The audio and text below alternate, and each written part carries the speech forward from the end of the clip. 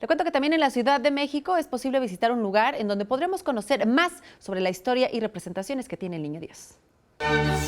Existe un lugar dedicado a la imagen del Niño Dios. Se trata de la Casa del Niño, que alberga a un pequeño museo donde se pueden admirar distintas imágenes de diferentes tamaños.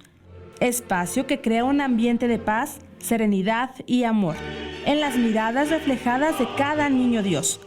Son 320 niños con diversas vestimentas los que se encuentran aquí, desde el Niño de las Palomas, el Sagrado Corazón de Jesús y otros más con telas de manta o telas decoradas.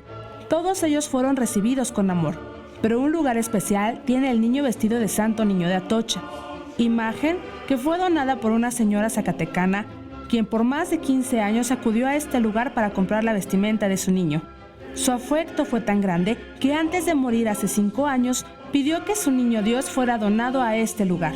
Así que ya lo sabe, usted puede visitar este museo en la calle Talavera, en el Centro Histórico de la Ciudad de México.